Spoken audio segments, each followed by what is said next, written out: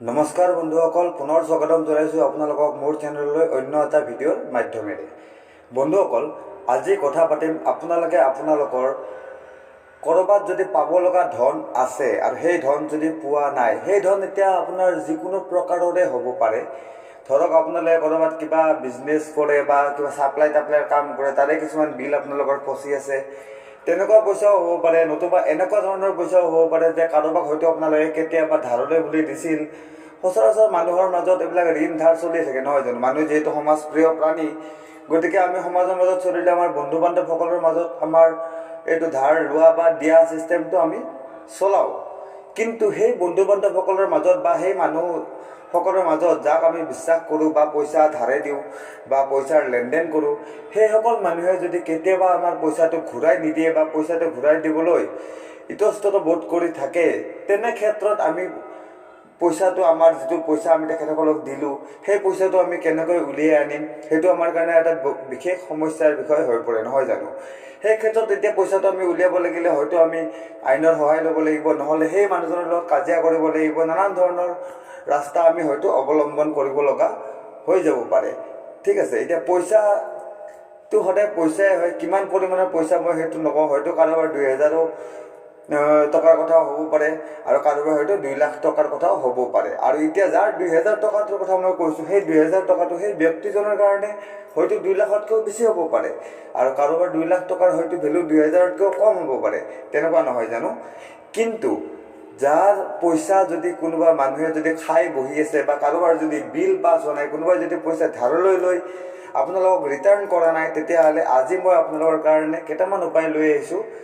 যি উপায়কেইটা যদি আপোনালোকে অৱলম্বন কৰে, তেতিয়াহ'লে আপোনাৰ পইচা যোনে খাই বহি আছে, যোনে আপোনালোকৰ পইচা ঘূৰাই দিয়া নাই ধাৰলৈ লৈ ইতিমধ্যে, বা য'ত আপোনালোকৰ পইচা ফচি আছে, তাৰ পৰা আপোনালোকৰ পইচা এই উপায়কেইটা কৰাৰ পিছত অনতি পলমে ওলাই আহিব। আৰু কোনোবাই যদি পইচা ধাৰলৈ লৈ বদমাচি কৰিছে, ঘূৰাই দিয়া নাই, তেতিয়াহ'লে সেই ব্যক্তিজনে নিজে খুদ ঘৰলৈ আহি, আপোনালোকৰ ঘৰলৈ আহি আপোনাৰ ভৰিত ধৰি পইচা ঘূৰাই দি যাবলৈ বাধ্য হৈ যাব। এনেকুৱা উপায় কেইটামানৰ বিষয়ে মই আজি আপোনালোকৰ লগত কথা পাতিম, আৰু এনেকুৱা উপায় কেইটামানৰ বিষয়ে মই আজি আপোনালোকক ক'ম, যিকেইটা আপোনালোকে এপ্লাই কৰিব পাৰিব।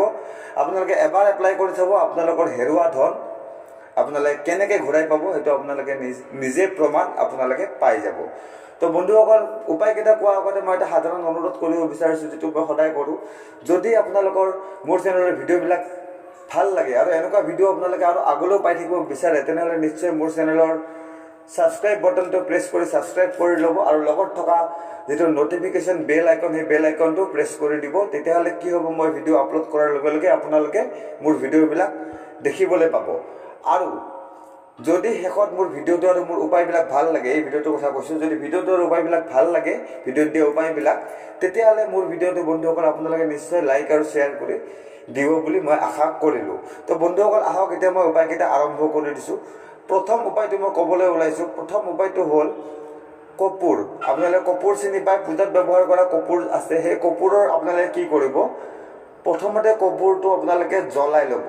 ঠিক আছে, কপোৰত যেতিয়া জুই লগাব, তেতিয়া কপোৰটো জ্বলি উঠিব, আৰু জ্বলি উঠাৰ পিছত কপোৰটো আপোনালোকে এটা যিকোনো পাত্ৰই দি ঢাকি দিব, যাতে তাৰ যিটো ছাই, সেই ছাইবিলাক সেই পাত্ৰটোত জমা হৈ যায় বা সেই পাত্ৰটোত লাগি ধৰে। তাৰপিছত বন্ধুসকল, যেতিয়া আপোনালোকৰ কপোৰটো জ্বলি শেষ হৈ যাব, তাৰ ছাইবিলাক দেখিব আপোনালোকে ঢাকি দিয়া পাত্ৰটোত চাৰিওফালে জমা হৈ গৈছে, ক'লা ক'লা ছাই।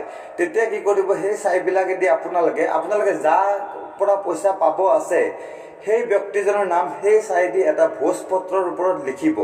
ঠিক আছে, এটা ভোজপত্ৰৰ ওপৰত লিখিব সেই ব্যক্তিজনৰ নাম, যোন ব্যক্তিৰ পৰা আপুনি পইচা পাব আছে।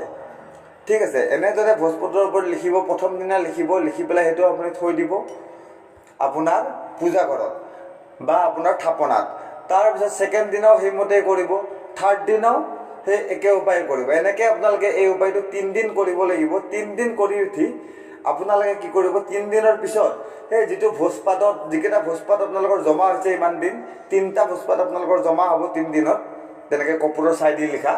সেই ভোজপাতকেইটা আপোনালোকে কি কৰিব, এখন ৰঙা কাপোৰেদি মেৰিয়াই, ঠিক আছে, এখন ৰঙা কাপোৰেদি মেৰিয়াই ল'ব। ৰঙা কাপোৰেদি মেৰিয়াই তাক ধূপ ধূনা আদি দেখুৱাই পেলাই সেইটো আপোনালোকে যিকোনো বোৱতী নদী হওক বা যিকোনো আপোনাৰ বৈ থকা পানী হওক তাতে প্ৰবাহিত কৰি দিব। আৰু দ্বিতীয় উপায়টো হৈছে বন্ধুসকল, আপোনালোকে এদিন মঙলবাৰ লৈ পেলাই ৰাতিপুৱাই উঠি গা পা ধুই স্নান কৰি কোনোবা এটা হনুমান মন্দিৰত গুচি যাব। তাতে হনুমান দেৱৰ, তাতে যিটো হনুমান ভগৱানৰ ভৰিৰ গুৰুহাৰ পৰা অলপমান সেন্দুৰ লৈ আহিব। ভগৱানৰ ওপৰত যি সেন্দুৰ চৰাই হনুমানৰ ওপৰত, সেই হনুমানৰ ওপৰত সেন্দুৰ যি প্ৰলেপ দিয়ে বা লেপ দিয়ে, সেই লেপৰ পৰা, সেই লেপ য'ত দিয়ে তাৰ পৰা আপোনালোকৰ হনুমানৰ যি ভৰি থাকে, ভৰিৰ গুৰুহাৰ, ঠিক আছে, বাওঁ ভৰিৰ গুৰুহাৰ পৰা আপুনি অলপমান সেন্দুৰ লৈ ঘৰলৈ গুচি আহিব। এই প্ৰলেপৰ পৰা অলপমান সেন্দুৰ ল'ব, লৈ পেলাই ঘৰলৈ গুচি আহিব হনুমানক পূজা কৰি, হনুমানক সেৱা কৰি বা প্ৰণাম কৰি, ঠিক আছে। তাৰপিছত ঘৰত আহি পেলাই কি কৰিব আপুনি, সেই যিটো আপুনি সেন্দুৰ লিখি আনিছে, সেই যিটো আপুনি সেন্দুৰ ভগৱানৰ ভৰিৰ গুৰুহাৰ পৰা লৈ আহিছে, সেই সেন্দুৰেদি যিকোনো এটা আহঁত গছৰ পাতত আপোনালোকে যোনে আপোনালোকৰ পৰা পইচা লৈছে, যাৰ পৰা আপোনালোকে পইচা পায়, সেই মানুহজনৰ নামটো লিখিব। আৰু লিখোতে আপোনালোকে নাম ল'ব লাগিব হনুমানৰ নহয়, হনুমানৰ ভাতৃ ৰতিমানৰ, হনুমানৰ 7 ভাতৃ, হনুমান সহ 7 ভাতৃ হনুমানৰ। মই তাৰে কেইজনমানৰ নাম কৈ দিছোঁ, ৰতিমান, গতিমান, মতিমান, ঠিক আছে। এনেকৈ হনুমানৰ 7 ভাতৃ। আৰু এই হনুমানৰ 7 ভাতৃৰে বেলেগ বেলেগ কামত বেলেগ বেলেগ সময়ত তেখেতসকলৰ নাম ইউজ কৰিলে ফল পোৱা যায়। গতিকে কাৰোবাৰ পৰা যদি হেৰুৱা পইচা ঘূৰাই পাব লগা হয়, তেতিয়াহ'লে হনুমানৰ বাওঁ ভৰিৰ গুৰুহাৰ সেন্দুৰ আনি আহঁতৰ পাতত ৰতিমানৰ নাম লৈ সেই ব্যক্তিৰ নাম লিখিব লাগিব, যাৰ পৰা আপুনি পইচা পাব লগা আছে।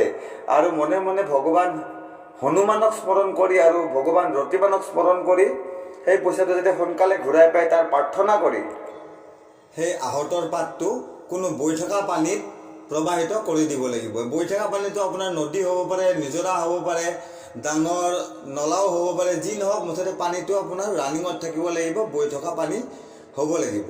এনেকৈ আপুনি 3টা মঙলবাৰ কৰিব, দেখিব আপোনাৰ যিমান পইচা ফাঁচি নাথাকক কিয়, 200ৰ পৰা লৈ 2 কোটিলৈকে যিমানে পইচা ফাঁচি নাথাকক আপোনাৰ, যিমানে পইচা আপুনি কাৰোবাৰ পৰা পাব লগা নাথাকক কিয়, সেই ব্যক্তিয়ে খুদ আহি নিজে আহি আপোনাক কণ্টেক্ট কৰি পইচা দি যাব। ইয়াৰ কাৰণ আপুনি জানিব নালাগে, কিয় সেই ইমান দিন মানা কৰি থকা ব্যক্তিয়ে আহি পেলাই পইচা আপোনাক ঘূৰাই থৈ যাব ঘৰত আহি পেলাই, সেই কাৰণটো আপুনি জানিব নালাগে। ভাবি ল'ব এইটো ভগৱান হনুমান আৰু হনুমানৰ ভাতৃ ৰতিমানৰ মহত্ব, ঠিক আছে। কিন্তু আপোনালোকে আপোনালোকৰ হেৰুৱা পইচা ঘূৰাই পাই যাব। এই উপায়টো আপোনালোকে অৱলম্বন কৰক যদি আপোনালোকে কাৰোবাৰ পৰা পইচা পাব লগা আছে। আৰু যদি তাৰপিছত আপোনালোকে পইচা ঘূৰাই নাপায়, মোক আপোনালোকে কমেণ্ট ছেকশ্যনত জনাব। মই আপোনালোকক 101% গেৰাণ্টি দি কৈছোঁ, এই উপায়টো কৰিলে আপোনালোকে পইচা আপোনালোকৰ ঘূৰাই পাবই। আপোনালোকক মানুহে আহি পইচা ঘূৰাই দিব লাগিবই। হয়তো 15 দিনৰ জেগাত 1 মাহ হ'ব পাৰে, কিন্তু পইচা আপুনি ঘূৰাই পাব ফিক্স। যেনেকৈ নাপাওক, একেলগে নাপাব পাৰে, কিস্তি হিচাপতো মানুহে আপোনাক দিব পাৰে, কিন্তু আপোনাৰ ধন আপুনি ঘূৰাই পাব, আপোনাৰ ধন মাৰা নাযাব। ঠিক আছে বন্ধুসকল, তো আশা কৰিছোঁ এই উপায়কেইটা আপোনালোকৰ কাৰণে লাভৱান হ'ব। আপোনালোকে মোৰ এই উপায়কেইটা কৰি আপোনালোকৰ জীৱনত লাভ ল'ব পাৰিব। আৰু মোৰ যদি এনেকুৱা উপায়বিলাক আপোনালোকৰ ভাল লাগে, তেতিয়াহ'লে মোৰ চেনেলটো ছাবস্ক্ৰাইব কৰিবলৈ নাপাহৰিব, যিটো মই আগতেই কৈছোঁ, কাৰণ মই এনেকুৱা ভিডিঅ'জ আনিয়ে থাকোঁ। আৰু শেষত যদি মোৰ ভিডিঅ'টো ভাল লাগিল বন্ধুসকল, তেতিয়াহ'লে নিশ্চয় মোৰ ভিডিঅ'টো লাইক আৰু শ্বেয়াৰ কৰি দিব। তো আজিলৈ ইমানেই, ধন্যবাদ।